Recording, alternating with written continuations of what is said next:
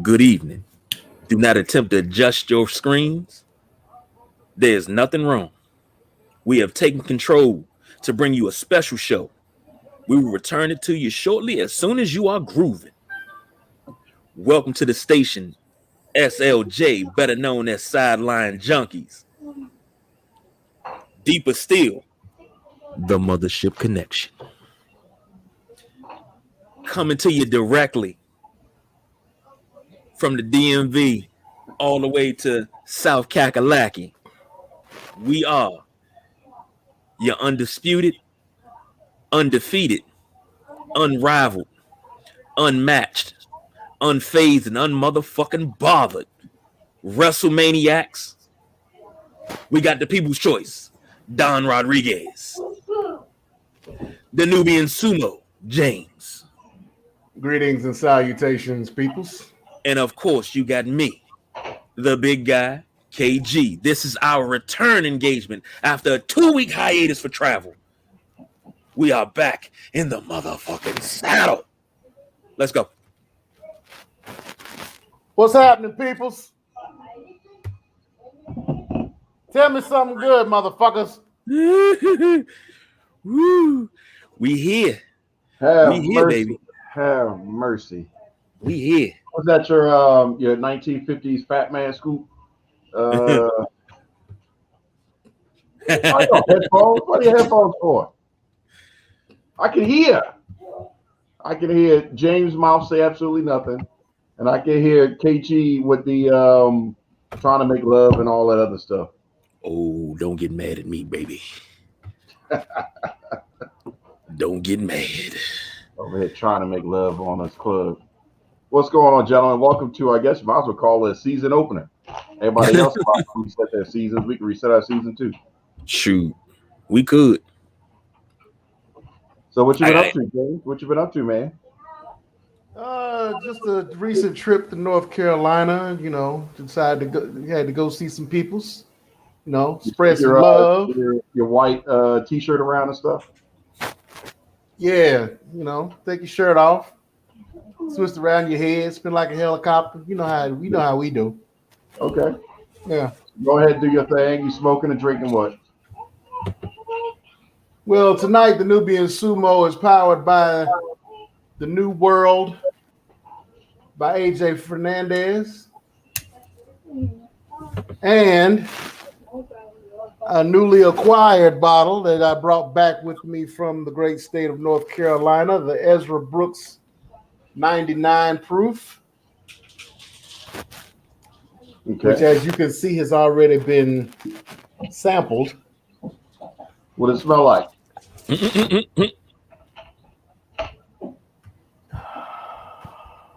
Love. I guess you can call that nectar from the gods. All right. KG, what are you sponsored by tonight? I guess I'm sponsored by Nintendo tonight. And yes, Ben, I'm always trying to make love in this club. Oh my God. Man, you should call the office phone and hit that thing. But I'm sponsored by Nintendo tonight. Old school, Super Mario, Luigi, Wario, Waluigi, all that. I would be sponsored by MTV, but they don't play any music anymore, really. So unless you're up at 8 a.m. on a Saturday, that's about it. Shout out to Ridiculousness though, because that's pretty much the only good show they got. But I am sponsored by a flip flop. This is a Skechers yoga foam. So get your Skechers. This is the mothership, so it could be like Star Trek or some crap. Okay. Wow. This used to be a family show. Yeah. Just because it's also good for your kids, Oh, now we've gone into child abuse. Okay.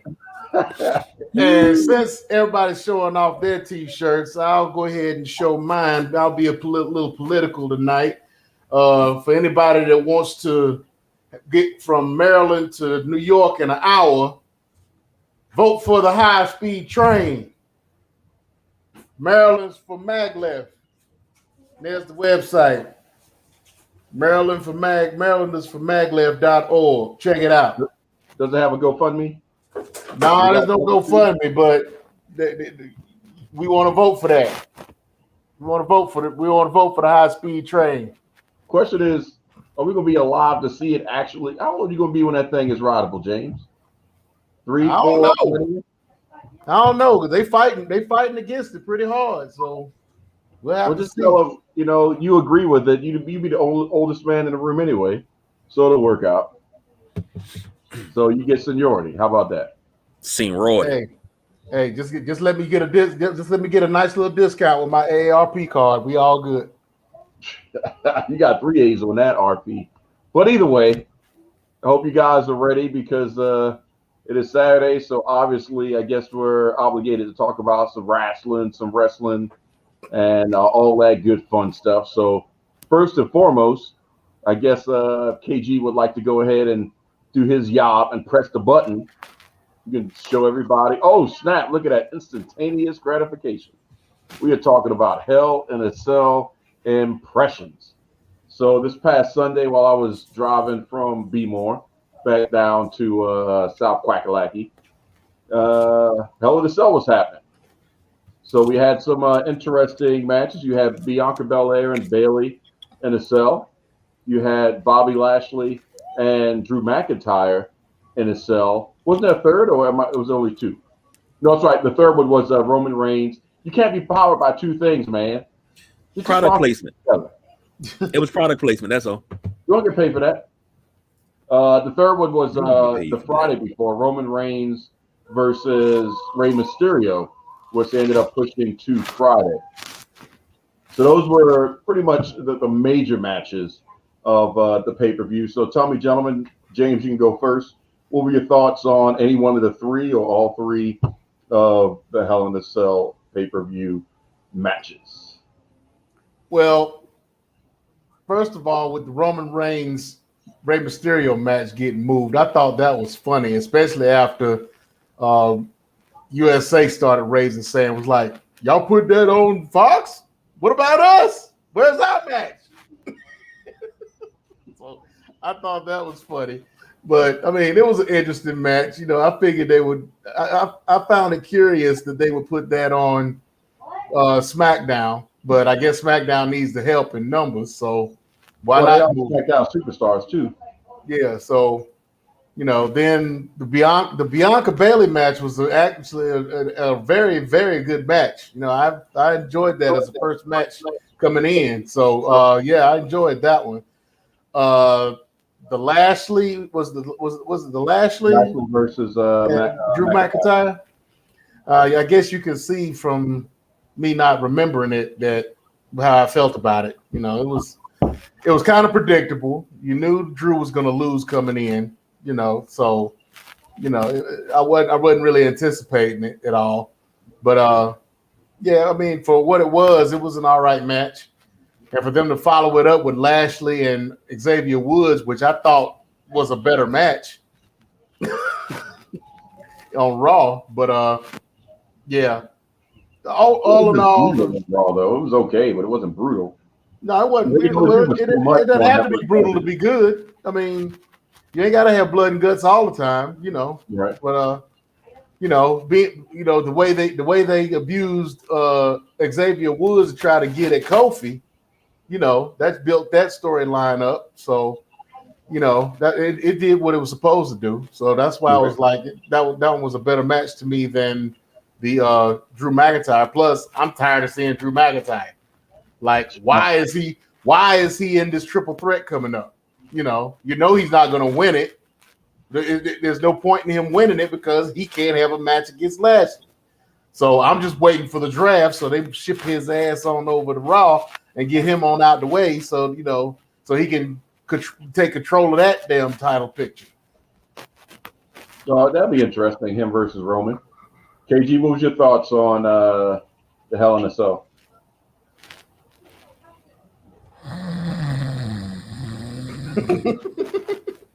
KG, wake up! Wake up! That's KG, what it was. He did just eat not too long ago, so you probably fell asleep. You got Actually, I haven't ate yet. My food's coming out of the oven now. Somebody must have been playing go-go when he fell asleep. You can't fall asleep listening to go-go. Have you ever listened to Midnight Sun and think you can hey. fall asleep?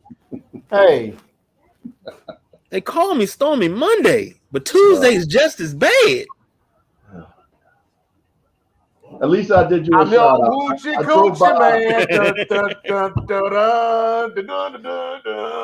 And you know that whole CD, that Live at the 930 Club will be 20 years old this year. 20 years old.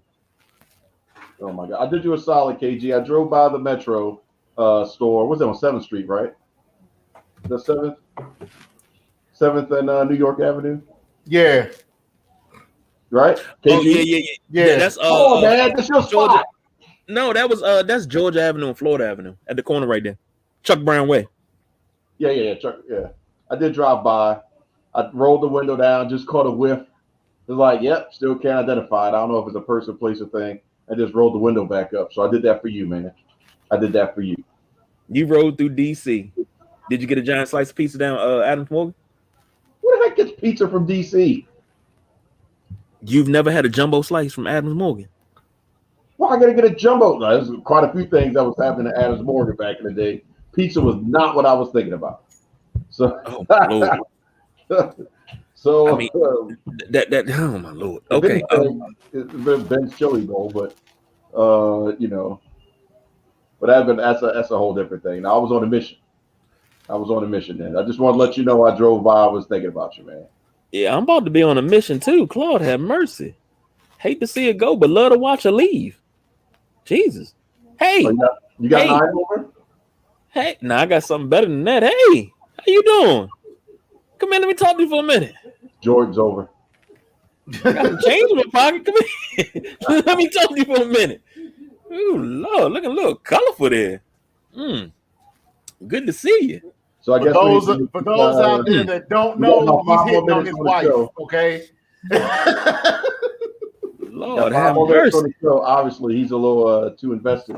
We got to hurry up and get this man action. Well, to answer your question, and Ben say, can Lashley fight McIntyre? I don't think we've seen that before. Oh, you talking about? Oh, snap! That'd be a great match. I pay for that. Jesus. Is that on pay-per-view? Yeah, I paid for it too. I pay no attention. Daggone, Hell in a Cell was a snooze fest. I mean, really and truly, if Bianca Belair dropped the belt that night, I think I'd have been a little pissed. Would we all? Not no disrespect to Bayley though, but no disrespect whatsoever. But you got to let her shine. You got to let her run. You got to let her defeat the Oscars, the Charlotte. It's a lot she can do with this title. And her with the title is more money than her without the title. But I already told you what's going to happen with that. I already told you what's going to happen with that. She's going to go through all the horsewomen. They're going to have her go through all four of the horsewomen. And then after that, it is what it is. After that, Becky Lynch will be back. Well, when Becky Lynch comes back, she's going to drop it. Becky Lynch will be back by this summer. No, I don't think she'll drop it to Becky. Becky will be end up beating Royal Rumble. Becky is definitely Royal. I wouldn't bring her back anytime before Royal Rumble. Period. Oh, surprise entry for Royal Rumble? Yeah, she'll be a surprise entry for Royal Rumble. And you know what I would do? I would have her be number one. And then staying there the whole time. Because that way you're manufacturing her being the man still, and you're giving her the reps all in one match to be able to make sure that she's got the gas in the tank to be able to handle that level of a match. That's what I would do. Hand over fist. Sound like easy money to me. I would have Bianca drop it. Because we're talking from when she won it all the way up to WrestleMania. That's a long time. Yeah, but then you could run a program. That's at least a year and a half program you can run with just them two. And then you think about it. Ronda Rousey will be coming back after that. I'd probably have some interference in the match, so it wouldn't be clean. Or that'd be, maybe there'd be some, maybe Bianca's hair was under the rope or something. So Bianca's hair was under the rope. Man, I'm gonna be mad if that actually happens. What, I'll her be hair mad get as rolled? hell. I'll be mad as hell if that actually happens because I'll be like, that motherfucker said that shit. Hey, well, welcome to the Sideline Junkies, James, in case you haven't been here before, but that probably could happen. We have said that before. But for you to say that now and that be like, because I hadn't thought of no shit like that, I'll be like, You did motherfucker check. I'll be like, KG, cut the check. Speaking of which, well, cut the steak. I'm not eating steak. Thank you very much. Uh-huh. Well, No, okay, cut the pork chop. He was getting his That's smooch tomorrow. in. He was getting his smooch in. Wasn't that right? Like, baby, come here. Come here, baby. Come here. Ben say she can't go through the 4 horsewomen. Charlotte can only lose via DQ these days. That's about right. That was smart, though. Well, actually, no, Charlotte won. She won because by of Rhea Ripley. Yeah, that was won by DQ, but that was smart on Rhea's part. I don't blame her. Because that's the story that they're telling. The old vet trying to say that you don't understand the game, and Rhea pulling some old school game moves and intentionally DQing and stuff like that, showing that she's paying attention. So I think they played that really well. Charlotte doesn't need it right now. Nah, yeah, need it. Building Rhea up is not a bad move because we all know Charlotte's still got a lot of time, so she doesn't need to be 22-time champ by the end of 22. No. So, Guess what? What? Charlotte's not going to be in WWE very much longer. Yeah, she will. They're not going to let her go. They're not going to have a choice. She gonna wind up walking away because the way we'll get into that later. I got an idea. And yes, what you said about Bianca Belair hair being under the rope, if that happens, I'm getting a lawyer. I'm gonna call Johnny Cochran about this bullshit. Let me know if he pick up. If he do pick up, I'm dead. I did it. My hand fits the glove at that point. What you mean? What? What you mean? What? What do you mean? You say you calling Johnny Cochran? Yeah, I'm gonna call Johnny Cochran about this bullshit. If he pick up, we got a problem, Houston. What's the problem? Oh my God! Yeah, leave it alone. Now, look, I got Stephen P. New on speed dial. Okay, I want to know what the problem with Johnny Cochran is. Say it. He knows Rudy Giuliani. That means nothing. Say it. Say it. I'm not saying it. Oh, never mind. The Midnight Rider. Johnny. I ain't saying it. So wait. So you mean to tell me y'all killed Johnny Cochran? I ain't saying that. But Tupac's still alive. And of course, here she comes. She talking about don't fall for it. It's a joke. If you ever seen Who's Your Caddy, he said, I'm gonna call Johnny Cochran about this bullshit. He was like, Johnny Cochran's dead. I wasn't giving you the personal satisfaction. I wasn't going to kill Johnny Cochran. I wasn't going to finish it. Don't hate on me, man. I'm not. We're not giving you no extras. You got the Gatorade spot. We didn't get paid for that. Well, now okay. you doing comedy tricks. We ain't getting paid for that. We're a serious show here. Okay, if we're serious, let me give about real things. Can I give a little bit of we ain't getting paid by whoever made your thong that you was floating around like the Starship Enterprise and shit. Oh, you want to see it again? No, we don't want to see it. Oh, shit. Oh, snap. Oh, snap. You saw that right? That was a technical difficulty up in this piece. That was the board. Hold on, I didn't give you the full effect.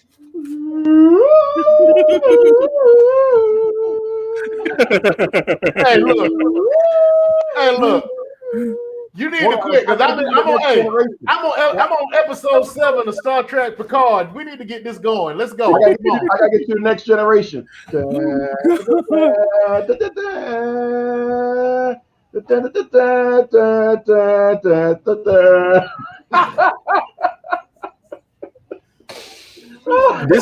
This is what a layoff does. This is what happens when we have a layoff. Hold on. How you detach the salsa section? We got a faulty chip here. This ain't working.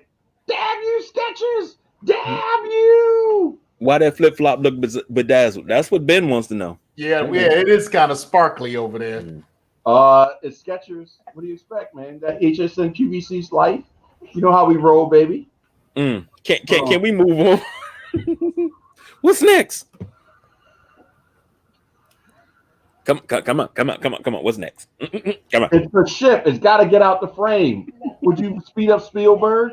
Yes. God, y'all are just horrible, man. What if that was a Millennium Falcon? Y'all would have problems with that too? You better move the light speed, wolf feet. No, hey, he had problems getting the light speed, so you know. Can you imagine how long of a bit I would do with this? Yeah, so your wife can whoop your ass for wasting them. Stay right there. What? Stop. Stay right there. And do that for the rest of the show. She coming. Yo, yeah, your wife about to whoop your ass. Oh wait, you're right. She probably is. So guess what I got to do? Oh, like the Charmin commercial. Roll it back. What?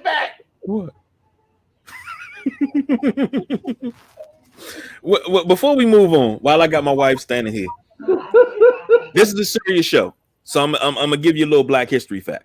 God dang it, Bobby! Now we got to learn something. Yeah, you got to learn something. Be somebody. Carl Stokes. Yourself. This is a learning show. That's why we're here to learn people about wrestling. So what? I was about to do my thing. Hold on, here it comes. Disney Junior. There you go. Keep going. Go ahead. Okay. Carl Stokes. If you don't know, Carl Stokes is the first Black mayor of Cleveland, right? He visited the White House during the Johnson administration. So after they had a meeting, he went to the bathroom. President Johnson walked in behind him. And he pulled up to the urinal beside him. He said, "Carl, I like what you're doing down there in Cleveland." He looked over because President Johnson was a little bit taller than Carl Stokes. He said, "God damn, fellow American, where'd you get something like that?" So Carl Stokes says, "I beat it on the bedpost 3 times before I go to bed." He says, "Well, American, I'm going to try that." So that night, President Johnson goes to get in the bed. He comes to the edge of the bed and beat it 3 times on the bed before he got in the bed. Lady Bird Johnson woke up and said, "Carl, is that you?"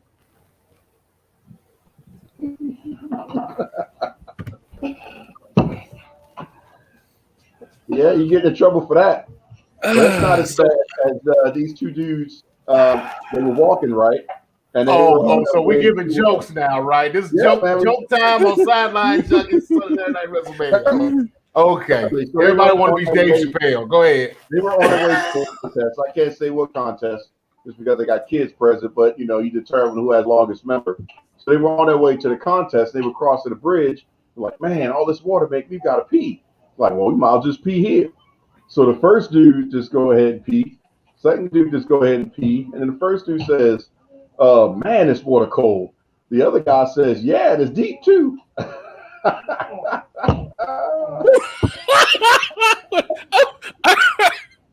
I'm stealing that. That's going in the routine. You've never heard that before? That is an old ass joke. Man, that's Richard Pryor, man. I'm giving it to you right there. That's an old ass joke. I know it is. That's what I told you. Only your old behind will remember it. He was co-signing on it. Like, why don't you say, Richard, that it's deep too? Paul Mooney, like, yeah, that sounds like right there. That sounds pretty funny. James over there, like, yeah, man, I had a part in that. Never got credit. What's your joke, James? I'm surprised I got to be involved in this shit. Okay, I think I got one. All right. Okay, so little Johnny is in the math class, right? The math teacher says, "Okay, today we're going to learn word problems." So you have 2 birds up on a wire. You have 5 birds up on a wire, and a person shoots 2 of them. How many birds you have left on the wire? Little Johnny raises his hands and says, Teacher, ain't gonna be no birds. They all gonna fly off scared." The teacher says, "Well, no, Johnny, there'll be 3 birds left because he shot 2, but I like the way you think." It's like, "Oh, okay, bitch. I got something for you. I got a word problem for you." She's like, "Okay, Johnny, this is against my better judgment, but go ahead." Okay, you got 3 women sitting on a stoop eating ice cream. One's licking, one's biting, and one's sucking. Which one is married? She says, she thinks about it. And she says, "Well, it's probably the one that's sucking, right?" He says, "No, bitch, it's the one with the wedding ring, but I like the way you think."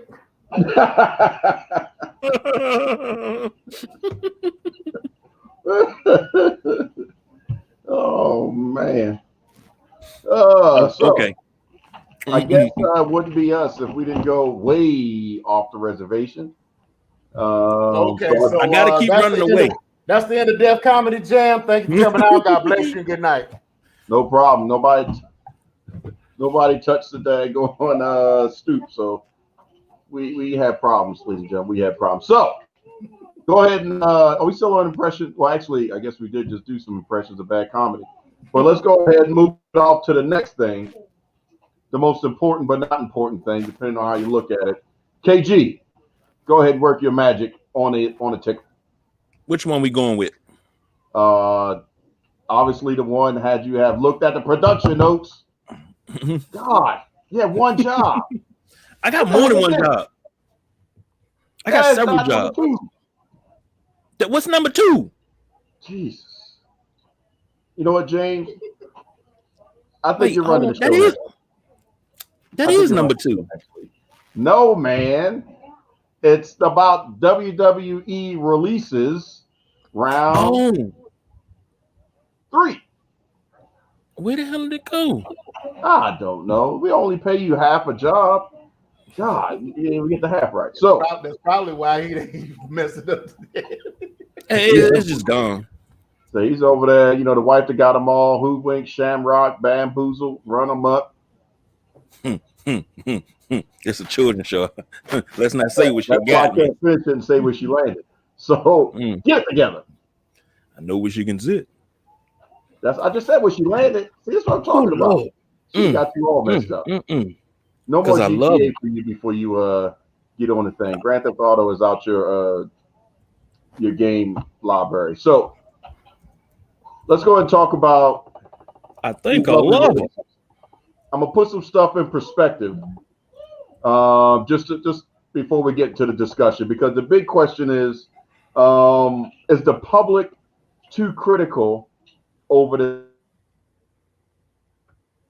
this release talent? So if we take it all to April 15th of this year, here's who was released in kind of shocking fashion because it was kind of out of nowhere. So on April 15th, we lost Samoa Joe, Chelsea Green, Peyton Royce, Billy Kay, Mickey James with the box and trash bag gate, Tucker, Kalisto, Wesley Blake, Bo Dallas, and Mojo Rawley. So that was on April 15th. On May 19th, we had Velveteen Dream, developmental talent works, developmental Jake Clemens, developmental Brandy Lauren, developmental Ezra Judge. We lost Alexander Wolf, developmental Kavita Devi. We lost Jessamine Duke and Vanessa Bourne. Then on, well, this is technically still a little bit part of that. This was a little bit extra that came, so I consider it still as release part 2. But it was Braun Strowman, Ruby Riott, Lana, Santana Garrett, Aleister Black, and Buddy Murphy. And now, a couple days ago on June 25th, we unfortunately lost the tag team of Ever Rise from NXT, Tyler Breeze, Fandango, Arya Davari, Killian Dane, Marina Shafir, the Bollywood Boys, Kurt Stallion, August Gray, Arturo Ruas, Tony Nese, and Tino Sabatelli is everybody that we lost from cuts. Now, there were a couple people throughout the course of all this process that actually have requested releases or their contract that expired. And that was Andrade. Mark Henry was already out in the Legends thing. Big Show, same thing. Lars Sullivan was, and then Steven Cutler made social media decisions, and he just asked for our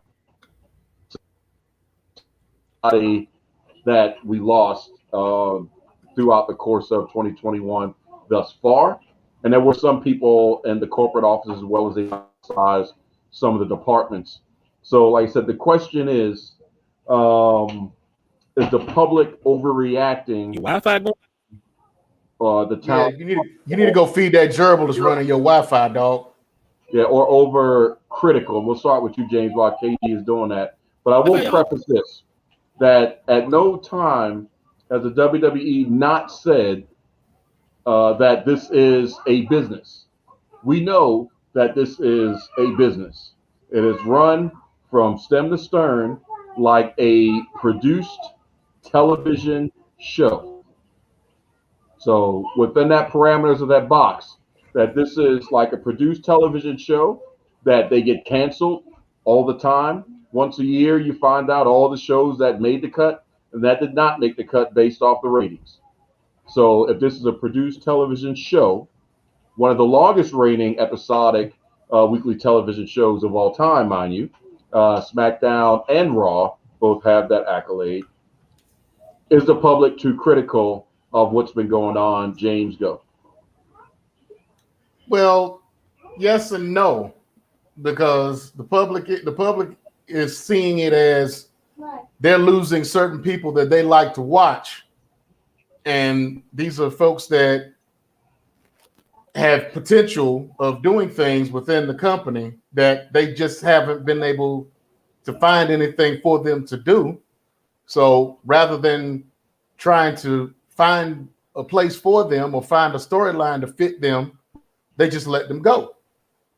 I mean, Braun Strowman being one of the guys that you mentioned, I mean, he pretty much run his course at the moment. What else were they going to do with him?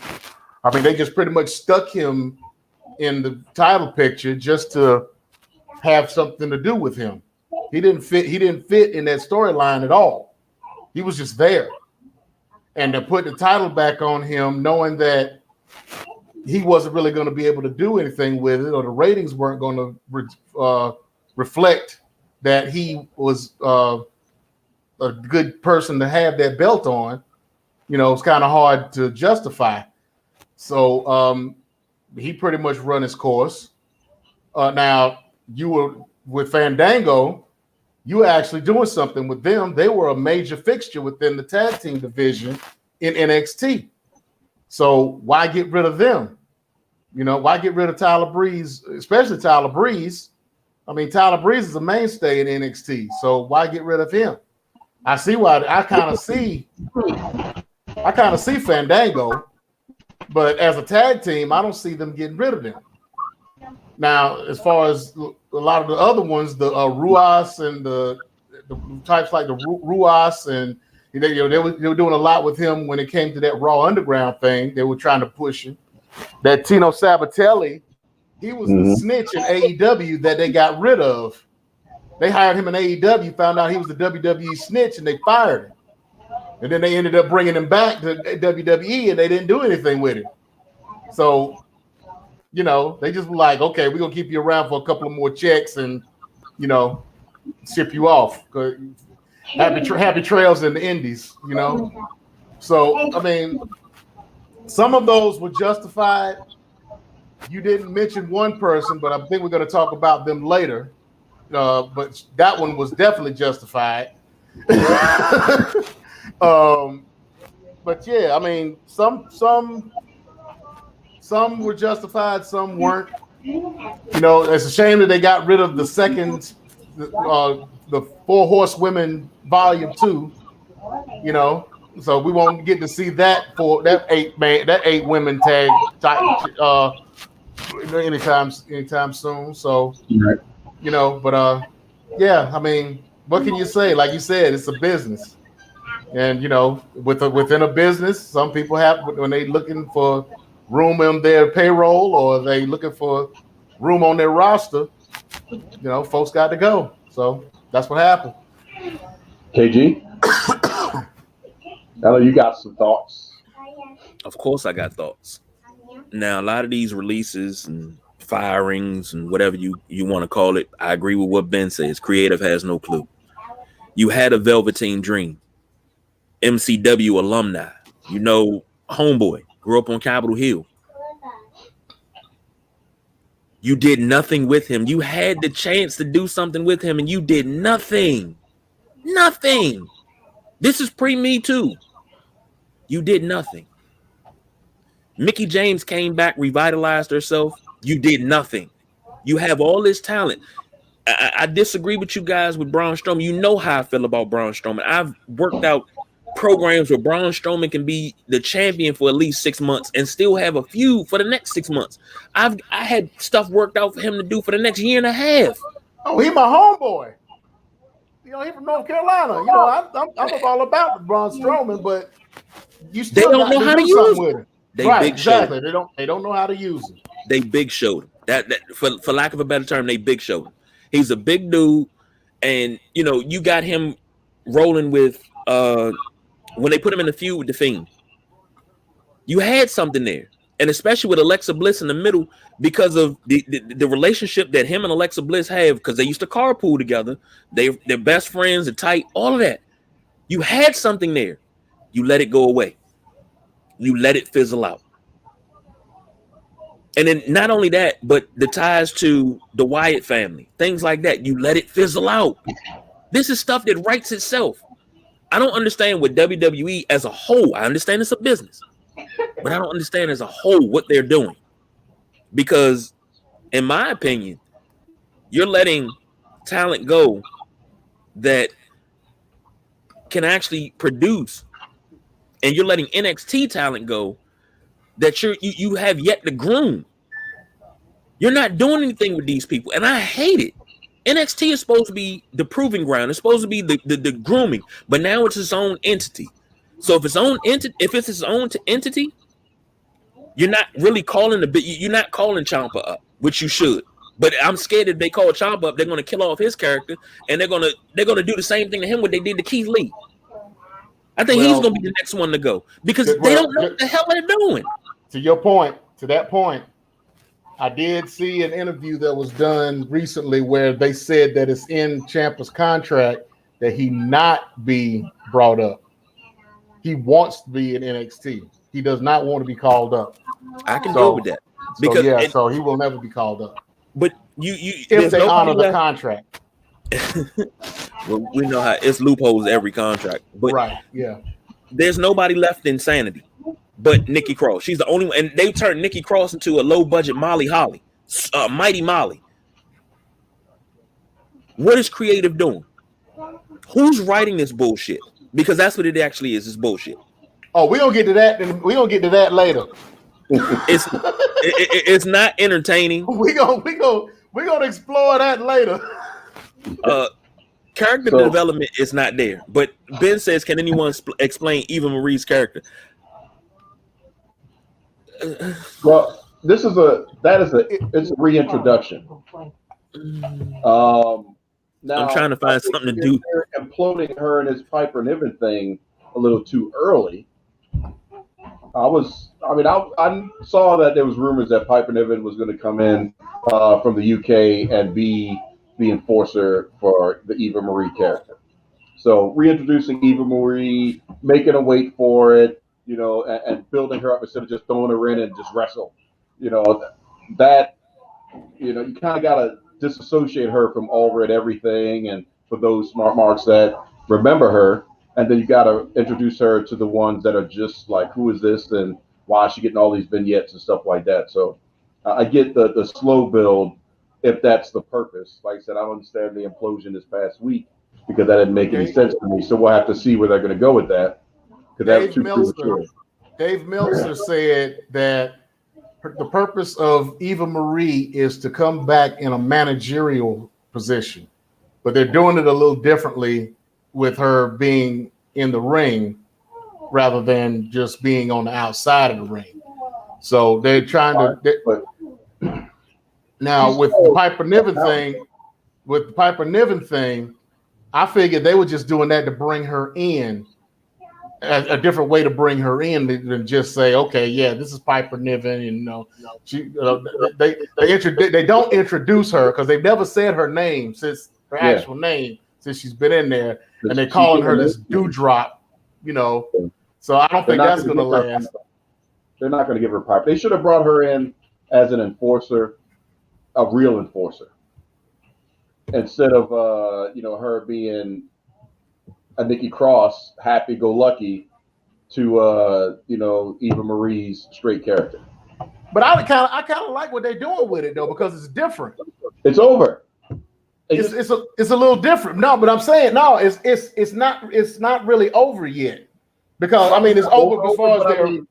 It's not. It's when I'm saying over, I mean like kaput, not like over. Like it's. I'm just saying like I don't think she's going to be the enforcer or whatever. No, she's going to be she's going to be an actual wrestler now, and she's going to go by her name. She's going to go by Piper Niven. She's going to introduce herself on the next show as Piper Niven. She's going to be like, I don't know what was going on with me and Eva Marie. She told me one thing and she ended up doing something else. I don't know what she's trying to do, but my name is Piper Niven, and I came from NXT and UK, and I'm here to put my foot in the door for the women's championship. So she's going to work the program with Eva Marie, and that'll be it. Right. So I mean, it's a self-made thing, but I'm just saying that I would have rather her have been the General Aziz to her, already everything. Nah. Yeah, because I mean, we got too much of that right now. Not. There's not enough people for. I'm just thinking future speak for Nia Jax to wrestle. So, yeah. That is the direction that I'm thinking. Is okay. They've got to cross paths because you don't have the depth that you really need anymore in the women's division on Raw until this draft. We'll see what happens with that. So those paths cross. Let's see that happen. Yeah, because eventually they're going to split. Eventually, Nia and Shayna are going to split. They're going to go their singles. They're going to go back to singles. They'll be drafted separately. I'm quite sure they'll be drafted separately. The question is, where will Reggie go?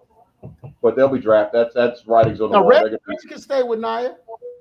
Apparently, Vince likes Reggie. Yeah, Vince likes Reggie. So I'd rather see him start to be more involved in other things. I wouldn't mind seeing him somehow factored in with AJ Styles. I don't know. Pun intended, would complement each other. I would think, but that we can talk about that down the road. But if we're going to pull it back just a little bit to touch on these releases, I'll look at it as 1 foot in, 1 foot out. If you're talking like a major corporate business and even a television show, to some extent, you're going to have to manage your labor costs. And at some point, you're going to have to purge some of those people that are getting big checks. Say, hey, man, I don't know what to tell you, but I may have to tap you out early and buy you out of your contract if need be, or whatever you have, however you have it set up, because the profits aren't there, X and Y, Z, and we're going to have to recoup some of that money. That's what happened with Braun Strowman. You can pay too much money to really do nothing. So they had to recoup some of that. Every year they always release people, so that's nothing new. The pandemic is just, kind of making it hypersensitive, but it's going to happen. We know it's going to happen. It's par for the course. There's going to be some people that they let go. Some of those people, could they use them better or have used them better? Yes.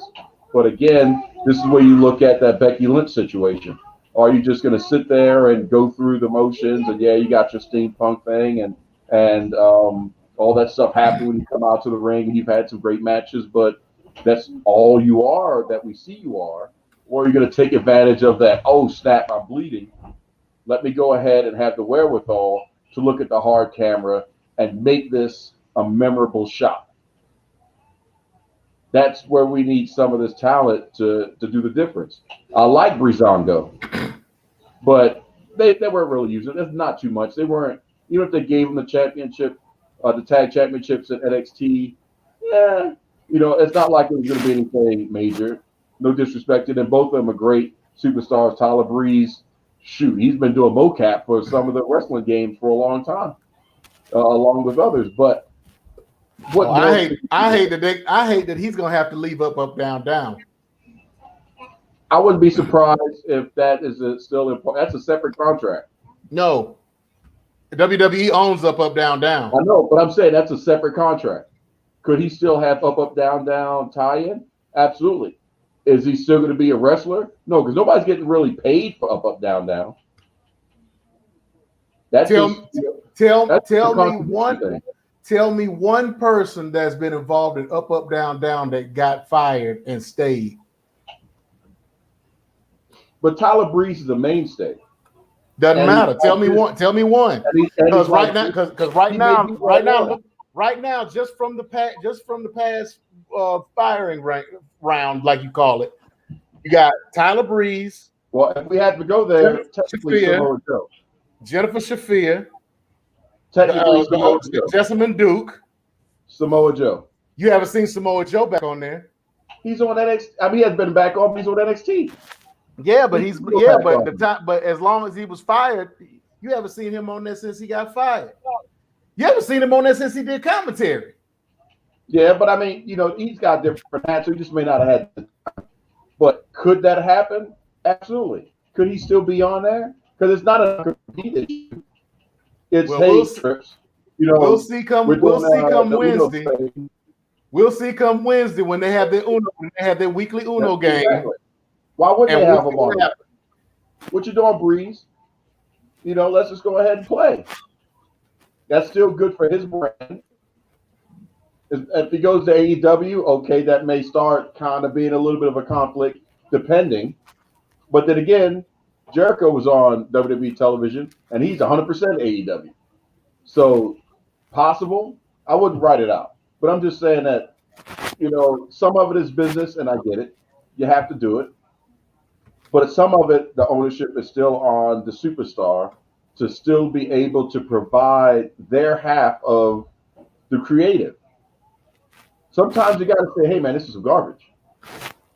True. And sometimes you got to be like, well, how do I make this work?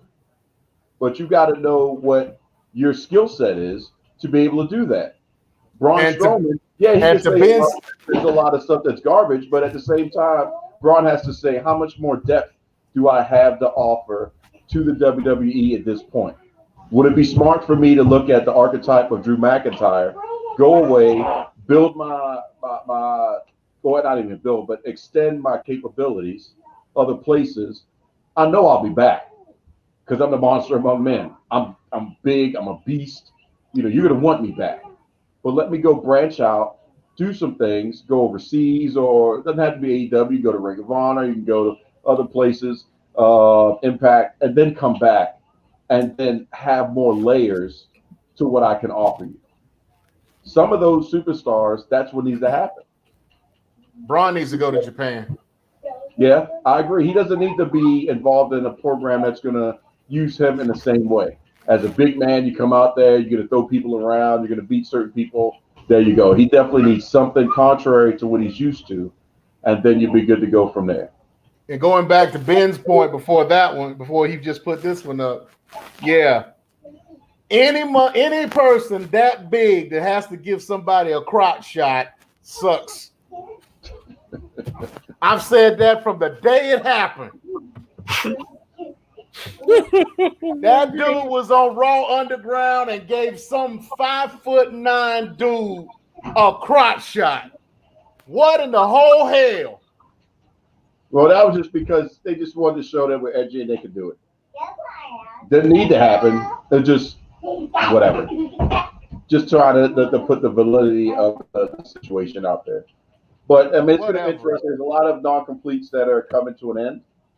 TNA is with Slammiversary, and we'll probably talk about that next week on your That's Just Nubian segment. But there's a lot of Slammiversary rumors for folks that'll be ending that non-compete that could possibly show up. So that'll be interesting to see how that plays out. But am I mad about the cuts? No. I mean, yeah, there's some memorable names. Same thing with Ruby Riott. I think it's about time for her to go out, rediscover who she was as a character, and then give Liv Morgan the opportunity, like we saw on SmackDown. Hold on, what? What are you doing this? What is that? You give me that stuff high five? Are we banging it? Diamond cutter, No. When you talk Ruby Riott, we weren't going to touch on that. Wait a minute. It's Ruby Soho now. Yes, thank you. That's her new social media handle. Okay. You bring back you broke up the Riott Squad the first time when you fired Sarah Logan. You fired Ruby Riott and you brought her back. Then you bring Ruby Riott back. You put the Riott Squad kind of sort of back together. They started making noise again. I'm sorry. What I miss? I miss something? What the fuck did I miss? You want to instant replay? Here you go. His kids was being a little loud. He threw a pillow at him. Look at James's face. Oh my goodness. Okay, but you bring back the Riott Squad. You give me my Riott Squad back. You know how I feel about Liv Morgan. I love me some Liv Morgan. You get them together because when they're apart, when you let Sarah Logan go, you let Ruby Riott go. The first time, you did nothing with Liv. Now Liv was supposed to be in this whole thing with the Fiend.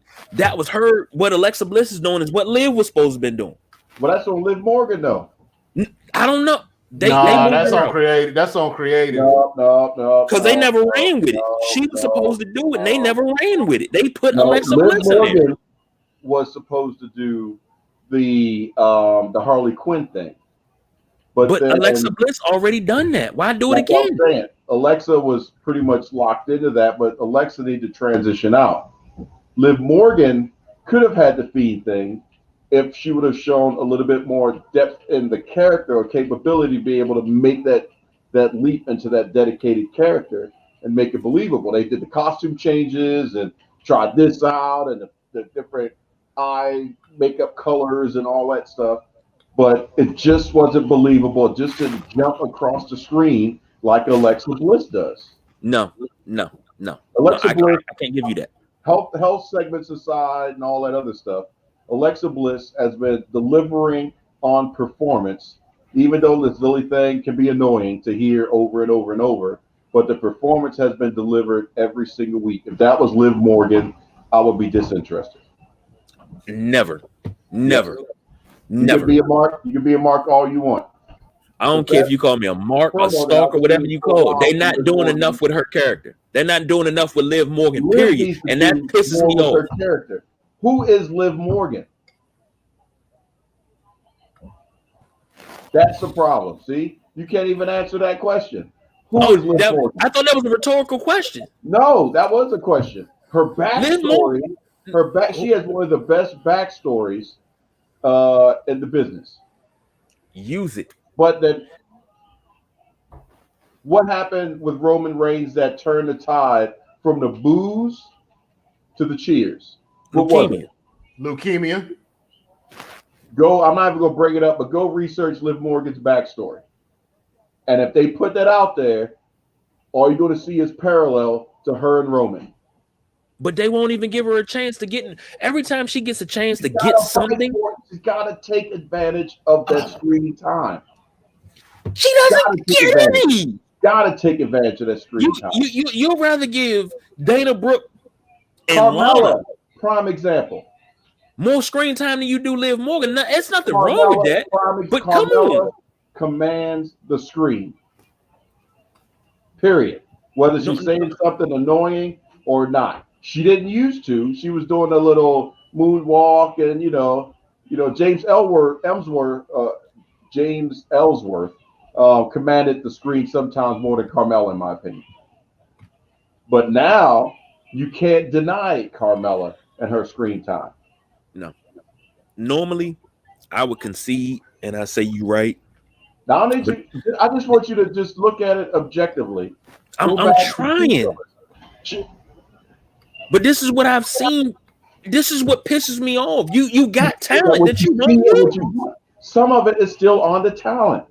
Creative can't do it all. I could give you an idea, but if you don't have the capability to bring the idea to life, even it doesn't have to be the best to you, but if it has to be believable to the audience, it's not going to happen. Dusty Rhodes, for example, here's some polka dots. Okay, then I'm about to go out there and rock it. Believable. That's Terry Taylor and the Red Rooster. Rooster. Believe it. He says he regrets he didn't do as much as he should have with that character. So yeah, because he didn't like it. But yeah, right. I mean, sometimes some gimmicks are going to be horrible. Like Nikki Cross. Simmons, you were just talking about Nikki Cross. Right. They when they don't have anything to do with you and they come up with a janky character like this, they're trying to do something with you to prove yourself. You to see what you can do, what you can do with it. Farouk, even in that helmet, you knew that you didn't want to walk up to Ron Simmons and fight him. I don't care what this black dude gonna kill me. And the fact that black dude is wearing this ugly ass blue and gray helmet means he's really gonna kill me in this dumb helmet. I get it. And didn't even headbutt anybody. That's the funny part. He had a weapon and didn't use it. Think about that. Well, it was leather. even still, a leather was leather. Don't it? Yeah, but a leather headbutt. I mean, Mankind never used his either. So, but he could have. He got good with it. He did. But he could also took it off and beat you with it. He never did that. That'd be something that you would expect Ron Simmons to do. To just beat you with his helmet and just beat you down. That would have just, for somebody of not of Ron's stature, that would have been a move that would put somebody over. And you'd be like, yo, did you see him take that helmet off and beat the crap out that dude? And if it was me, I would have him beat the crap out the cameraman because he got in the way. Man, I would just put the heat on him so much. And you could just put the rocket on that just off of doing something that devious. But again, that is what it takes. Okay. Now, James brought up Nikki Cross. You had kind of sort of lightning in a bottle with Nikki Cross and Alexa Bliss. Now, you took Alexa Bliss away, but when Nikki Cross first came up, you had something there. All of Sanity was great, but they didn't know what to do with it. Exactly. But then when she first came to the main roster, they didn't do anything with her. She had to find her way. And then I don't like this superhero gimmick with her because it doesn't. If you had Hurricane Helms, I could see. He's gonna show up. Yeah, but he's gonna show up. He's already endorsed her as a superhero. So yeah, so he's gonna show up. From an entertainment standpoint, Molly too. If her and Alexa Bliss win the tag team championships, you've got something. You could have had that when they were doing a talk show together, and she was Alexa Bliss's quote unquote assistant. It wasn't. We were still working on trying to figure out what the hell she was saying. Just be honest. No, you were working on what she was saying. I knew what she was saying. That hasn't gotten that much better, but anyway. Well, I knew what she was saying. I don't know what was wrong with y'all. In Jim Ross's term, she's got lean. She put on a little bit more muscle. Yeah, she still fill out a pair of jeans, though. I tell you that. And that character playing, the Abbott and Costello type thing with Alexa Bliss, that would be entertaining to see all the supernatural stuff happening in the Lily, and then you have an Nikki Cross superhero doll, and they have the two dolls playing with each other, and then if I had to go a little bit further out, then Bray Wyatt, who's due to come back, They're on the, he has them on the Funhouse, and they have the little dolls, and all the other dolls interact with those dolls. I mean, you could do things with those two characters as the tag team championships, and they're playing off each other like, Death Becomes Her and, Superhero Girl.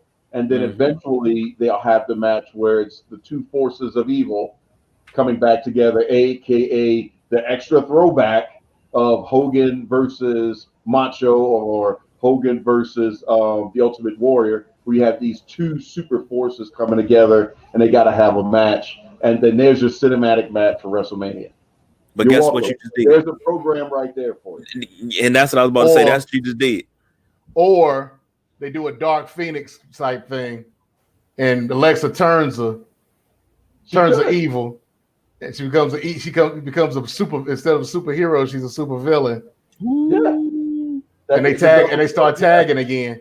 Wait. Now I'm gonna say this now.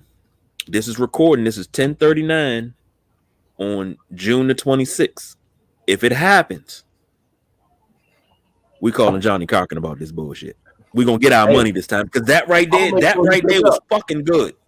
I'm gonna make sure he pick up. He's like, hey, if you didn't think it, you must pay the check. I don't know, whatever rhymes with thinking. So speaking of cutting checks and stuff, now you can go ahead and put it up. The Rated R Superstar made his return on Friday Night SmackDown. This is really, this is for James. Edge is back. Is it really necessary now? Yes.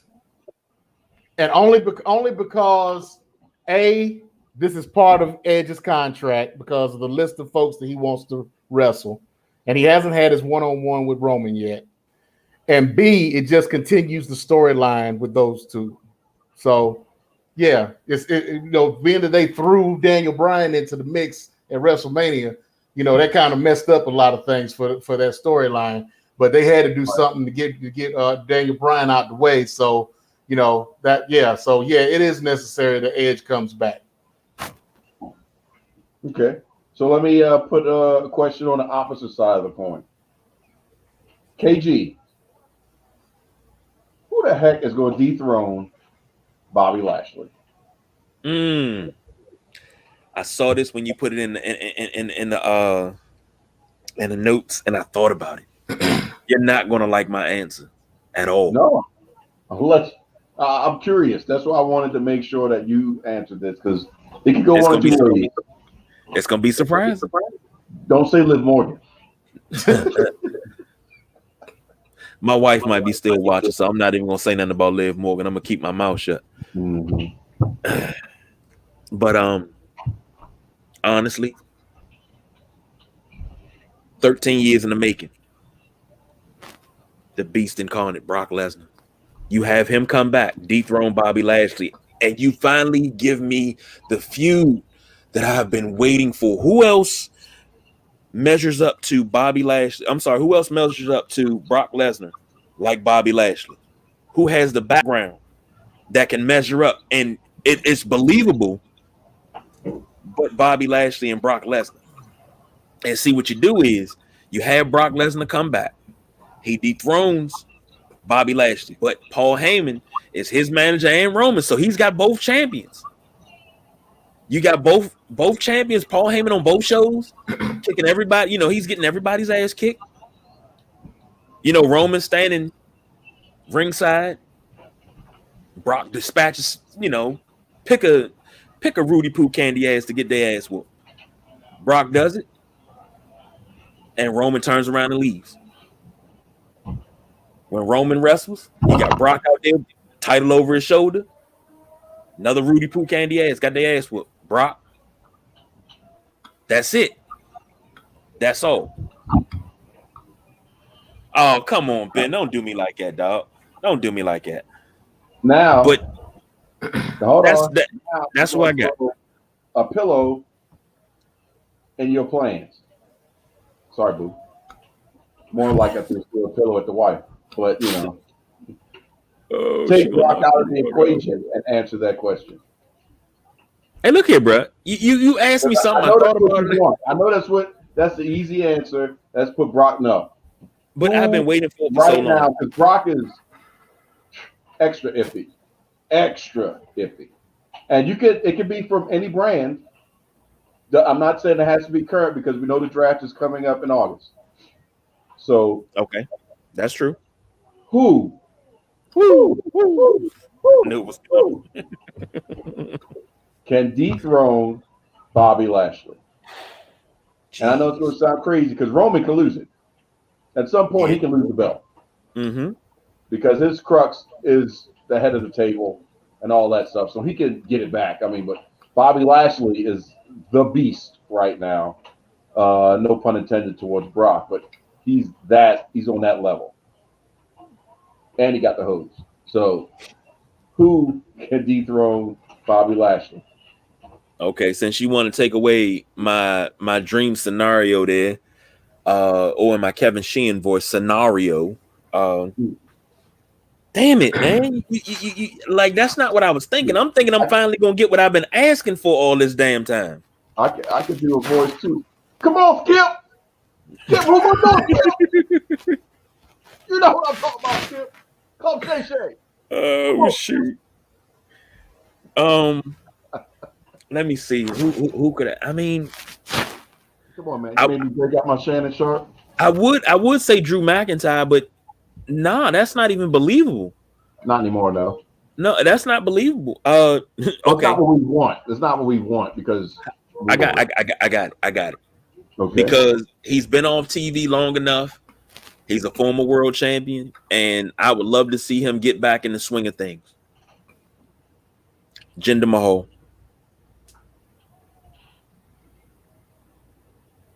Lay it out. Because we're talking heel versus heel.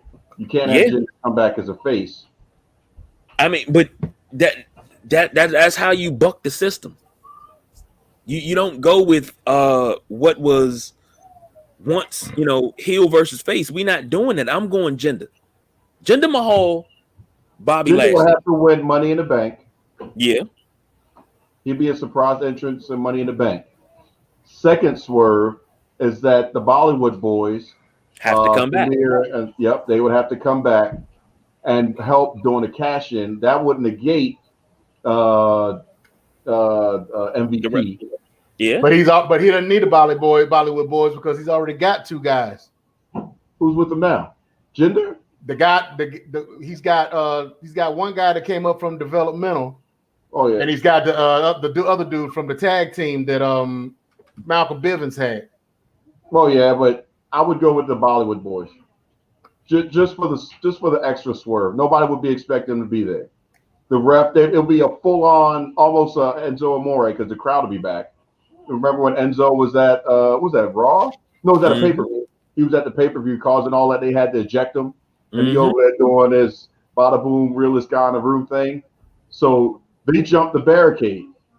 Nobody else knows but a couple people. Vince and the ref. and everybody, and obviously Jinder. So you got to let security know too. Trying to figure out what's going on. It's like, are we shooting? Are we working? And in the midst of all that, that's how it happens. The cash in happens out of nowhere because Bobby's already in the match. So the Colossus gets hit 1, 2, 3, and he runs out. And the Bollywood boys go one way, he goes another way. He steals the championship. It can't be 1v1 and then he just beats Bobby. It has to be a robbery. You can work everything else out from there. A mean Bobby Lashley on Monday, destroying half the set. I want him out here. Nobody's doing anything. He's putting cameramen in the hurt lock. And don't do developmental guys hold the camera. Have the real cameramen be put in the hurt lock. And like, hey, just give it a couple seconds and just fall down to the ground type of thing. Refs, have him put Michael Cole in the hurt lock. Just like he's running amok, almost on the Nexus level. And then they have no choice. Vince has to come out and make the match. I don't care what pay-per-view it is, but Vince has to come out and make the match. Now, see, the simple fact that I said, now, Ben said that's a phenomenal question. He say AJ Styles. I see more for AJ Styles, but not against Bobby Lashley. I don't think AJ could do it, but that's not the match I would want to see. But now to Ben, I said Jinder Mahal because nobody's thinking anything about Jinder. Nobody's thinking about him. So I had to pull something out of somewhere, I mean, it'll happen. Well, since we're fantasy booking, turn down West. I say Roman. That was another thought I had too. I had that thought too. They finally decide to do what I've been saying and unify the belts. Another undisputed championship. They unify the belts because between the two of them right now, Lashley's going up against Kofi, which is pretty good. It's believable.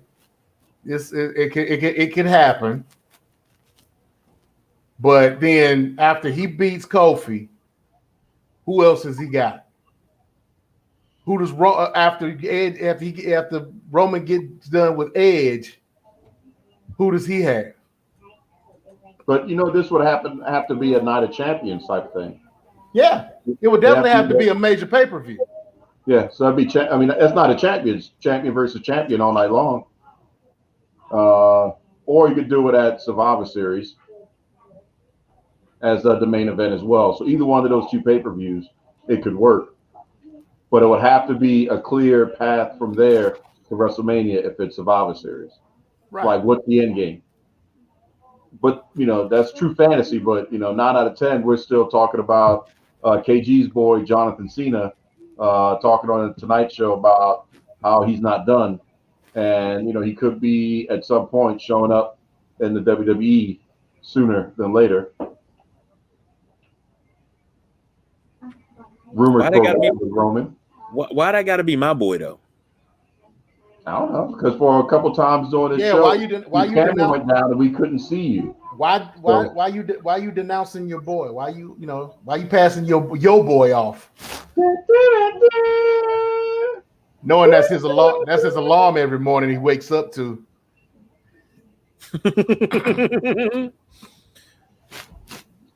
No. He wake up to the thugonomics. He's a professor of thugonomics. You put your little chain on with your lock on it. Word light. Oh shoot! No. He gets up talking about your time is up. My time is now. You can't see me. My time is now. Hey, that part only comes on when it's time to do the flip over. All right, moving right along. I'm gonna leave that be. Next topic. Topic. Message. That last topic. Well, next to last topic of the night because we got a question. Last topic of the night because those two kind of ran together. Well, we got a question. We got a question for the last one. So. Oh, okay. I didn't know that happened. Was the question? I put it up quickly. Huh? Was it what? You didn't see it. I put it up. No, I didn't. Was it what? That's from the Midnight Rider himself. Well, we can answer that now. It's always going to be for 316 the inception of it.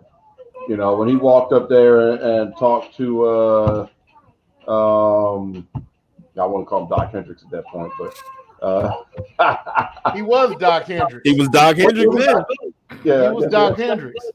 Yeah, Michael P.S. Hayes and proclaimed, to speaking of which, as a tie into that, WWE on Fox sent out a tweet. I don't know if you guys saw that. I had commented on it on what's the best finisher, and I found a GIF of Jake the Snake Roberts doing a float over DDT, and I put in a tweet. Enough said, enough shown. Period. Pound sell it. So, the most devastating finisher, in my opinion, is always going to be the DDT. But obviously, this ties into that with him proclaiming his famous words, talk about thumping your Bibles and saying your prayers to Jake Roberts. He was being ushered in the back and the birth of Austin 316 being born. at was it Bad Blood, right? Was it Bad Blood? No, that was King of the Ring. King of the Ring, yeah. Well, it was a King of the Ring match, but it wasn't a King of the Ring pay-per-view. It's whatever. Neither here nor there now. It was a long time ago. But yeah, so that's always for me going to be the most important 316. But we know Stone Cold has done many things, especially most of them to Vince McMahon, that have gotten tremendous pops. But that one moment right there is when you knew a star was born. Why? Because the next night there was a crap ton of 316 shirts, and they were just plain old 316 that they were just selling from the merch shop. So yeah, you can't beat that. You guys can go ahead and tell me what y'all's are. I agree. I mean, of all the things that Stone Cold has done, it was the inception of Austin 316 that got him over. So yeah, I agree. I can't. As many things as has gone on in his career, but that was it. You the man, Cold Stone. You the man. I gotta go with just the entire feud that shaped wrestling, from feuding over the Intercontinental Championship to feuding over the WWF Championship between Stone Cold and The Rock. That's my greatest memory, because that's when I fell in love with wrestling again. And I didn't want to choose a side, but I had to choose a side. And I was like, I love The Rock, I love Stone Cold, but I'm gonna go ahead and leave it out of there. And I'm just going, I'm gonna pick something. And then I was like, well, I hate Triple H. Then it became, I hate him so much, I love him. So, then it was a lot going on there, but it shaped and it carried wrestling for what, 5 to 7 years? And it made it watchable. It made it so you sat on the edge of your seat on Monday night, and then you couldn't wait for Thursday. And it was like that for 5 to 7 years. It was never a dull moment. Never. So that's my greatest memory right there, is though that whole time during that, just him feuding with Triple H, him feuding with The Rock, Mankind, even The Undertaker, Kane, it's so much that transpired in that time, man. Thinking about it, it wasn't a long time. It was only a couple of years. Exactly. Before he had to retire. But it feels like it was about 10 to 12 years. Yep. But thinking about it now, man, I lied to you not. I feel like I'm 17, 18 years old again. I like, if I close my eyes, Don's yelling at me about being at Jump Zone. I'm at the top of the steps and he trying to, cock block. But I mean, hey, we older now. I mean, you can't block if there's no game. So oh, baby, I had more game than Milton Bradley. Come on now. You know that. And I was 18 and I had game then. No, I don't know about that much game, because most of your pieces we can never find. I was getting ready to say something, but we're not even going to say that. But pieces of different host stands. We know what was going on. It wasn't even just the host stands. I'll let you know that. It was a couple pieces that are left in the arena too. Why is the thimble over here? Yeah. It's a couple of pieces that are left in the arena too, but we'll talk about that later. Trust me. You think you was doing something. There's cameras everywhere. Then you caught it. I like to be watched. Nobody wanted to watch. That's the problem. That's fine with me. And that particular young lady, she blew my page up every night. Mm-hmm. But moving right along, last topic of the night. We're not going to talk about that since you want to talk about my game.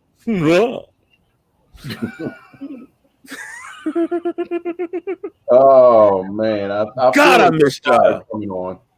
I feel your fire coming on. So it was about to be a Me Too with that blowing my page. But go ahead. No, I had a pager that they didn't let me have, but I had to turn it on the inside.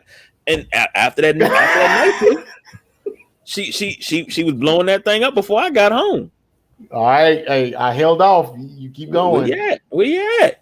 You keep going. Right, you must want it. I'm like MasterCard, baby. I'm everywhere you want me to be. But come on, let's go.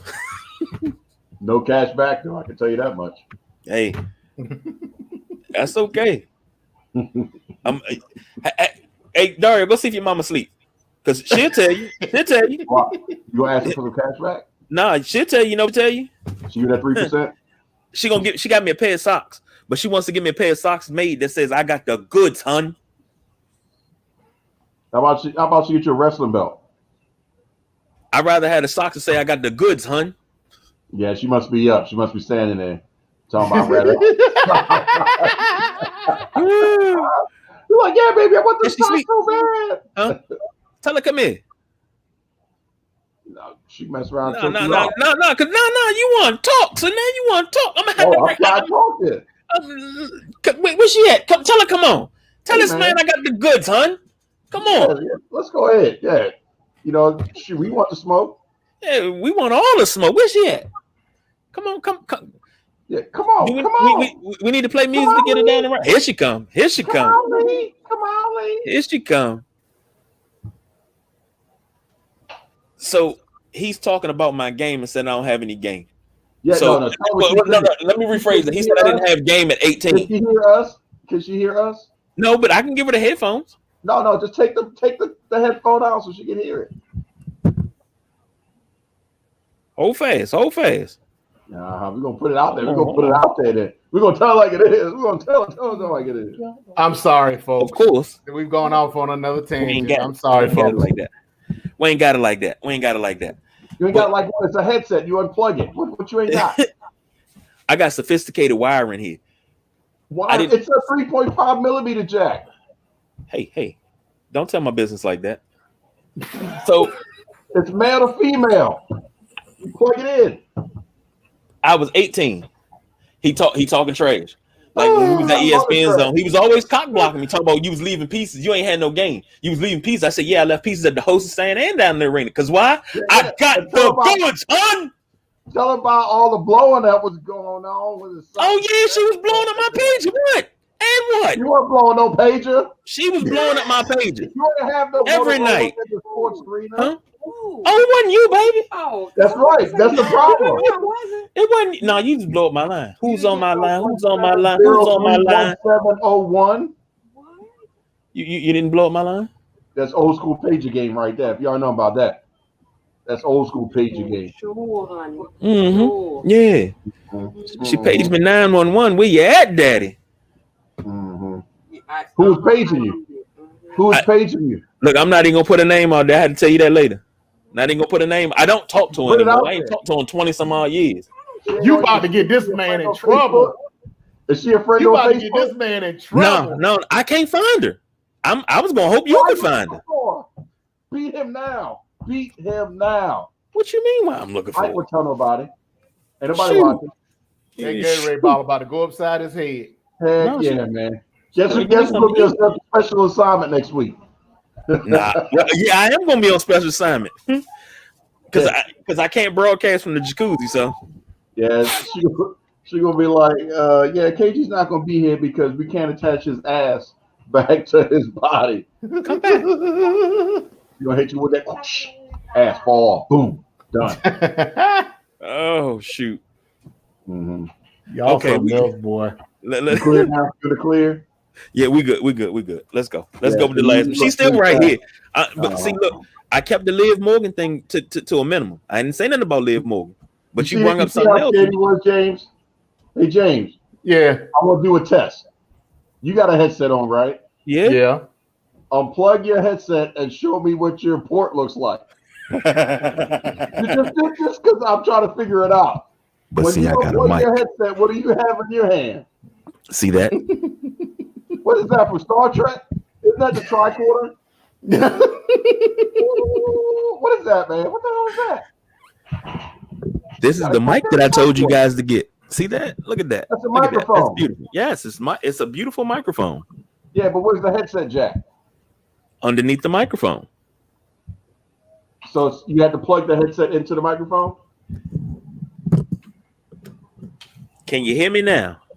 We could have heard you before, but we talking about did you have See, to I can't hear you because the mic's microphone? plugged in.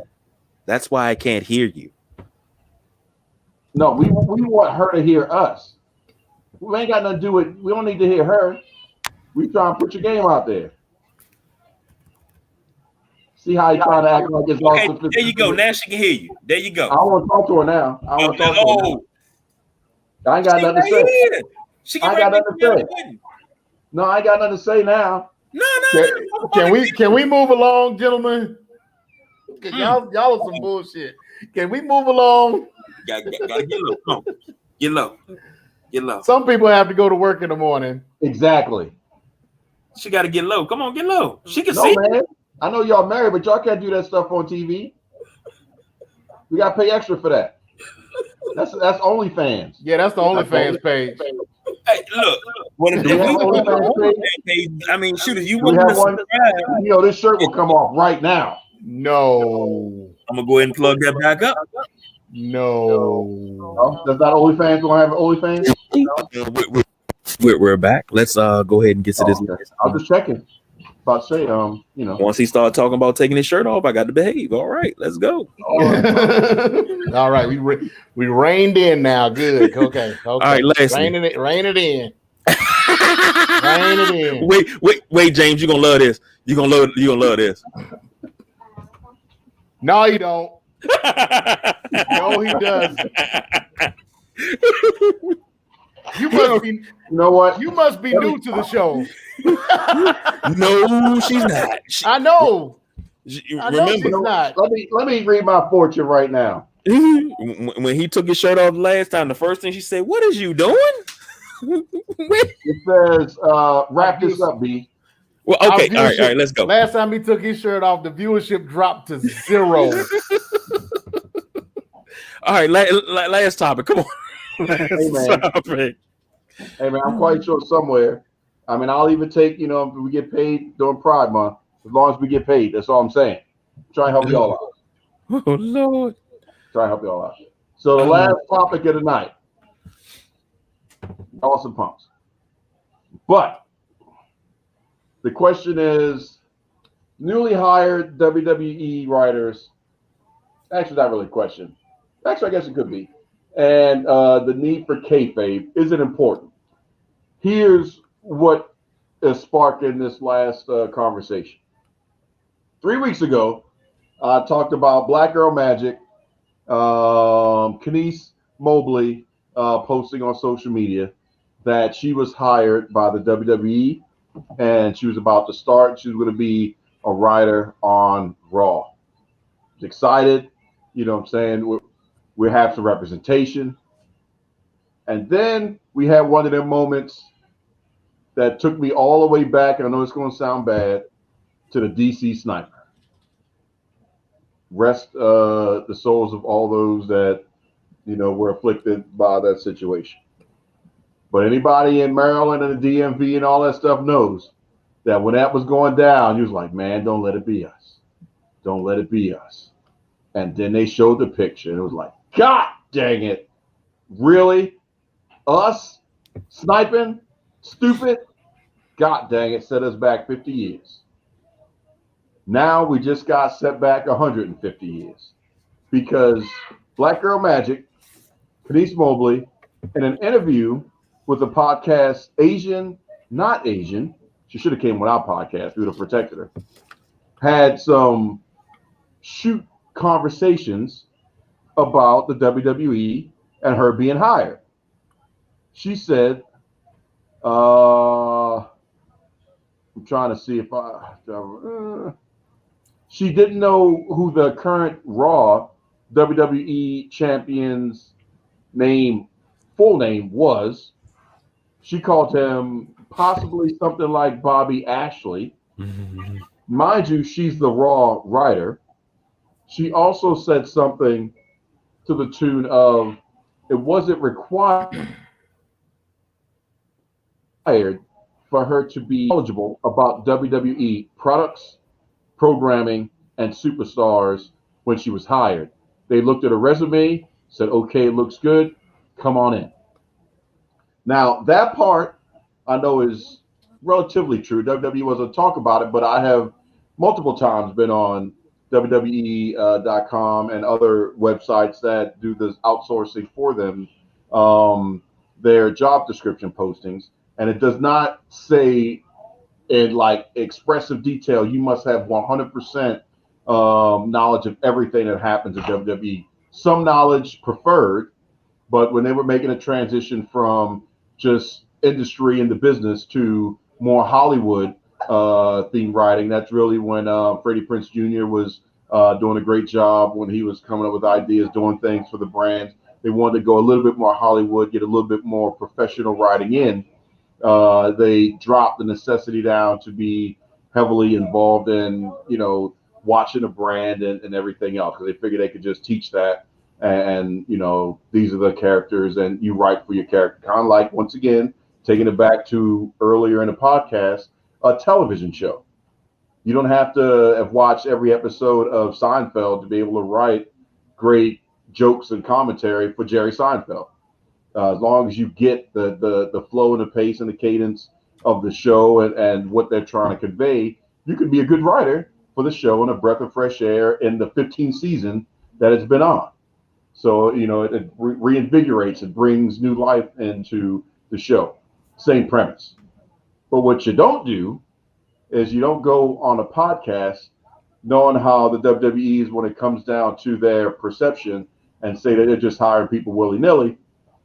And, you don't have to know who the champions are, which makes you look bad because you are writing on the show that if nothing else, know the name of the champion. If nothing else, you don't have to know everybody's name on the roster. You've only been there 3 weeks. Got it. You don't watch wrestling. You don't have to know everybody's name on the roster. Got it. You only need to know 2 names. Vince, 3. Vince, your direct report, whoever, it was Bruce Pritchard, whoever is over top of that, or Stephanie, whoever's over top of the writers, and the champion. That's it. Everybody else, you'll learn. But those 3, you better know. You don't screw up one of them. And that's what happened. And she was let go because, not the best move.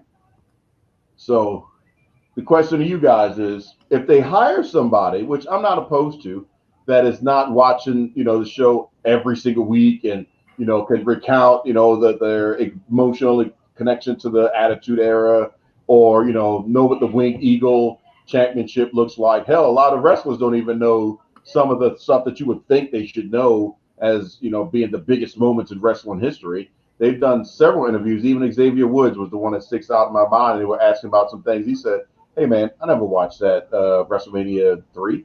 I can't tell you everybody that was on that pay-per-view. It is what it is.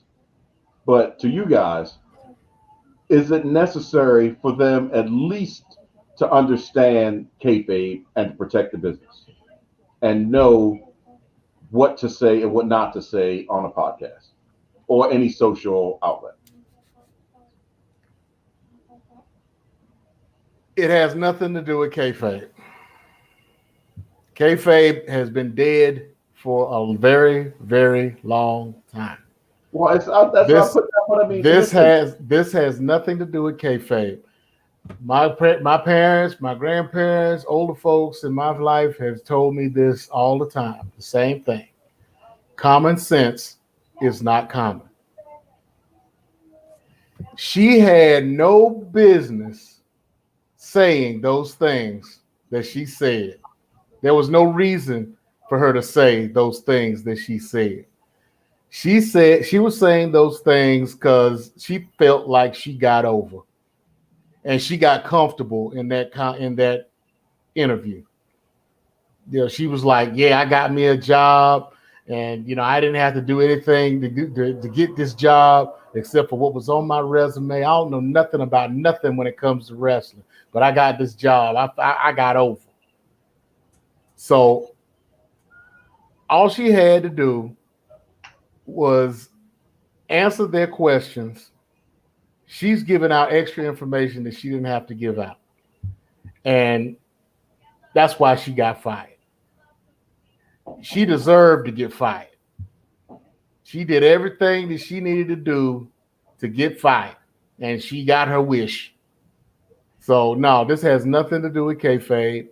She doesn't even know what kayfabe is. And it wouldn't make a difference because, like I said, she just came out of her mouth because she felt like she got over on a job. Should they have covered kayfabe in the orientation? Protect the business. They shouldn't have. They shouldn't have to do that. She's giving out insider secrets. We got the lineage of ESPN when we got hired at the Zone and had to take tests on it. Hell, I had to administer most of them. What was that? Oh gosh, the owner of ESPN. What was it Charles? I'm thinking Aaron's. No, Rasmussen. Yeah. Yeah. But the difference between that and what she did was that's something you can go online and look up. That's common knowledge. Yeah, but you know, if it's not common knowledge, it's something that they can find out. I mean, Google got everything. Hell, I mean, you would think but that you're not going to be able to go online and say, oh, I mean, you can get a job with WWE and you ain't got to know nothing about wrestling. I mean, well, that's something you say to your family, and everybody's excited. Like, yeah, I don't even know. Right? You don't put that out there like that. That's the case. I mean, it's already a problem. It's already a problem with wrestling fans and with the creative. There's already a negative connotation on creative and the writers with WWE, and she just made it worse. And she happened to be of a certain hue that just set us back 150 years. I mean, that's just like going to give us a shot again. That's just like in there. That's just like wrestlers back in the day during the whatever the ICB Pro shit. Wrestlers coming out talking about, yeah, I took steroids. Vince took steroids. Mm-hmm. You know, you don't tell that. That ain't nothing you're supposed to be telling. That's the same thing. So why is she going around talking that stuff? You know, she didn't have to say that. Like I said, she felt like she got over, and she wanted to tell somebody about it, and she decided to put it on a podcast. So I mean, yeah, she deserved everything she got. What about you, KG? You've been quiet over there. Yeah, because I mean, James hit the nail on the head. I mean, you don't interrupt a person when they talking facts, man, because she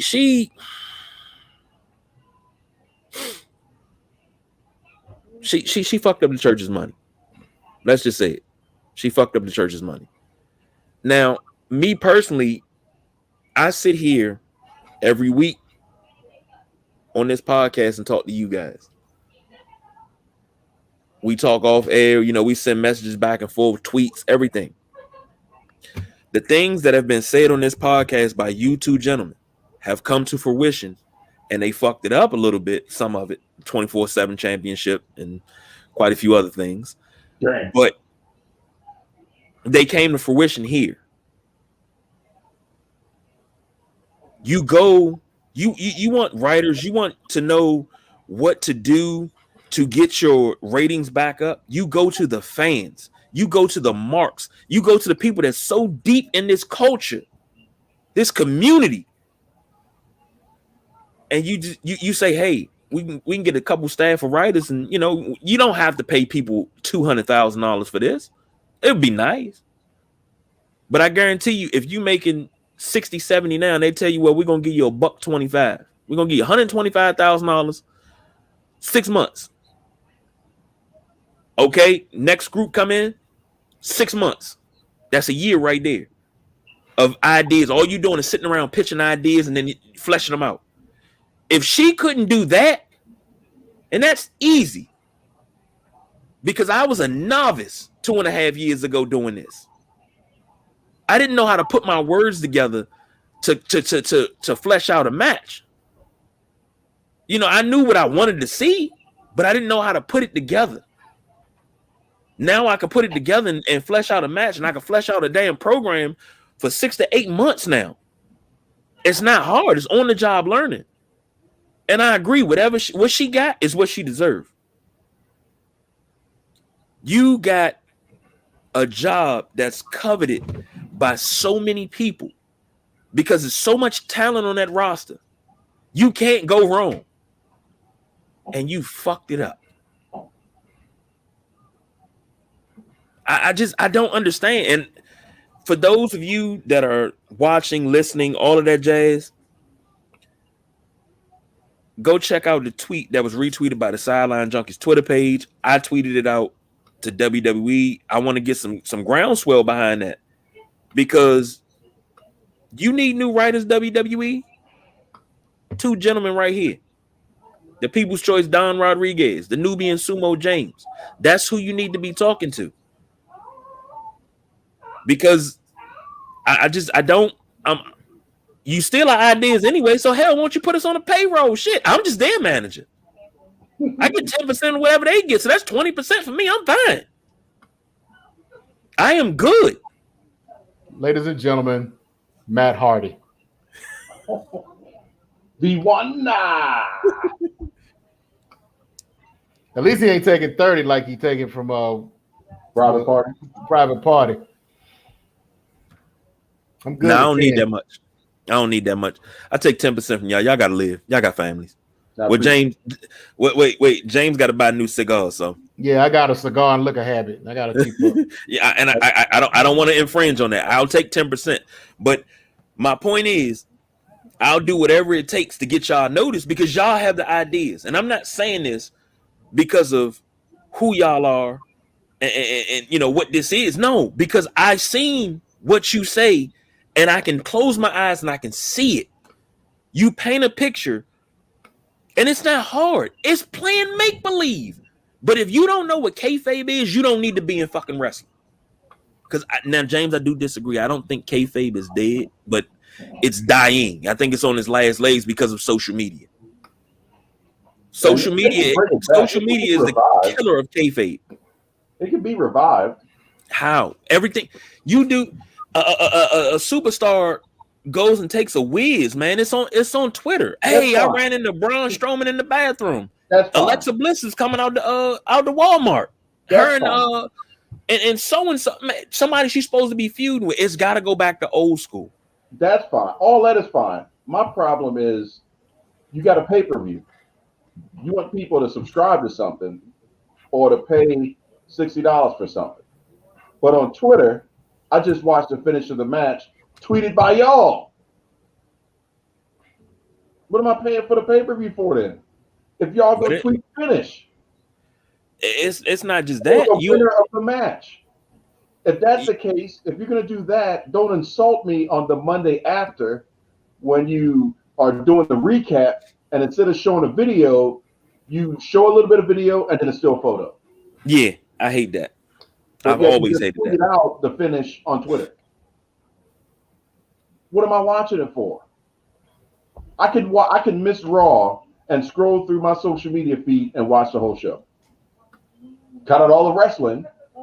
It's a wrestling show, but cut out all the wrestling and just see the sports entertainment segments, and I'm good. That's what needs to stop. If you cut that part out, then you pull people in to want to be able to, you have to watch it to see what happens. But why watch it if you give it away on Twitter, Facebook, Instagram, now TikTok, and whatever else? All those platforms I could watch your show without having to watch your show, without having to buy your merchandise. It's not helping your ratings. And there you go. You see, that doesn't happen to AEW, though. Who said that? What happened? What happened? I said AEW don't do that. Oh, shoot. I said the same thing. You see, that don't happen. I keep my mouth shut. Because when Andrade came out the other week, I wasn't expecting that, and that didn't come out. But WWE, they already put it out there talking about this person was backstage last week, mm-hmm. You know. And see, that's a problem. Don't put out. You're trying to pull people in, but you're giving it away. That to me, it's the equivalent of, oh, Mick Foley is going to become your champion. That'll put butts in the seats.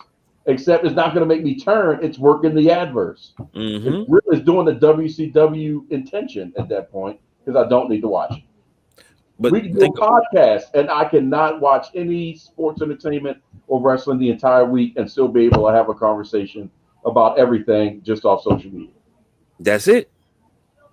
But think about this. You look at WWE as a whole.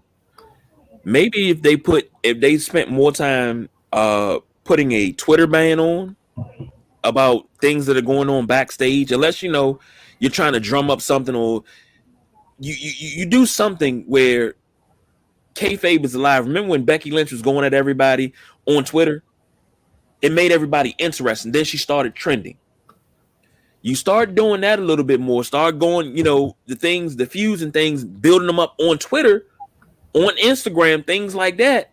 Maybe, just maybe, and stop tweeting out what's going on privately that you don't want out. You'll be fine. But Yep. they when That's you the deal with mandate. people, That's the mandate that they need to put out. If you're gonna do Twitter or social media under your WWE owned persona, you have to do it in character. If you're gonna do something that has your real name, that is not contractually or not under contract with WWE in any shape, manner, or form, we don't care what you do, as long as it's not disparaging to the company. But if you tweet out or do something as Liv Morgan, and your name is not Liv Morgan, then you have to be Liv Morgan. I know what her name could be. Well, that's what happened with old boy with Miss that Indian tag team that I was talking about earlier. That's how he got fired. He gave away the ending to a pay-per-view. And he ended up getting fired like that next day. So I mean, yeah, you got. I mean, it's nothing wrong with building or helping to build a storyline on social media, because a lot of folks are doing that these days. I mean, but you don't give out information that is detrimental to a storyline or even the company, Right. in interviews and whatnot. You getting too comfortable, Right. So yeah, that's not good. And going back to this woman, she got comfortable, and she hadn't even been there. She knows nothing about nothing. She's young and she can still do something else in Hollywood or whatever. It's a bump in the road for her, but it's a setback for everybody else. That's no, she can't be trusted. She can't be trusted. She goes to let's say she goes to help write Star Wars or start the next Star Wars movie. Oh yeah, no. She's giving out information about the next Star Wars movie or the next Avengers movie or whatever. The next Marvel movie. If she's dumb enough to do that, as many embargo things that she has to sign before she could breathe that air. Well, I'm sure she had to sign an NCA. I'm sure she had to sign an NCA with WWE. I don't think so, because there was no talk about law. I mean, NDA, non-disclosure agreement. I'm sure she had to Star Wars and stuff that. and Star Trek. Those things are a little bit more intensive. Like you could lose your grandchildren's livelihood if you cross those NDAs. Hell, we had to sign an NDA with Disney. Well, because I know Mickey. We did. Yeah, you signed an NDA. You never met him? You go way back. I remember signing the NDA because I was looking at it. I was like, I gotta sign a non-disclosure for Disney. Shit, what am I going? What I can't tell the secret of how to step on the damn basketball game button on the floor. You were in Atlanta. There's Freaknik and all that stuff. Y'all crazy down there. Well, I couldn't remember. That was 21 years ago. I don't remember none of the paperwork I signed. Don't worry, they still got your soul. They probably do. Shit, that's probably what it is. It's probably a soul tie. That's why I can't get it out of my system. That's why I think about the place a lot. Yeah, they own your firstborn. Oh, you didn't know? Oh well. Hey, Dorito, you owned by ESPN, Disney Regional Entertainment, dude. Yep, tell him to get that 3776 tattoo and he'll be all right. Shit. I rode down there the other day. Asked anybody if they want some Ollie trolleys. Oh, riding past that place still makes my stomach hurt. I know. I rode past Baltimore while I was up there. I was like, oh man, that was memories, many memories. But we're not gonna. Why you gotta put that wrap this shit up, B? Because that's how I always end the show. I'm Fine. trying to find a button. You just said it earlier. What you talking about? Fine. I don't have any more spaceship. Reading your fortune cookie. I need a spaceship. No, you need Jesus. That's what you need. Because I got to do a space battle. You need to sit down with a doctor with a couch. I'm on a couch. Nah, Where's you the need doctor? shrink. You need a shrink with that Is there couch. a doctor in the I don't house? get paid enough for that. Shit, I damn sure don't. Only thing that shrinks is when I'm done. So, thank you for joining us tonight. Thank you. Thank you for coming out. God bless you and good night. Oh my goodness. This has been another Sideline Junkies production. We are the Sideline Junkies Saturday Night Wrestlemaniacs. Before we roll up out of here, let me just say this. I want to say happy birthday, not only to my future son-in-law who turned 25 today. Happy birthday to you there, sir, VJ. And happy birthday tomorrow to my oldest daughter. She turns 25 tomorrow. So, we celebrating birthday this weekend. We riding spinners.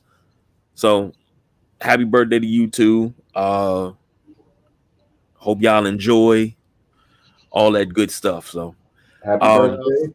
Well, since Go rent a car. my birthday was June 7th, we wasn't around for that. So happy birthday to me. And don't care.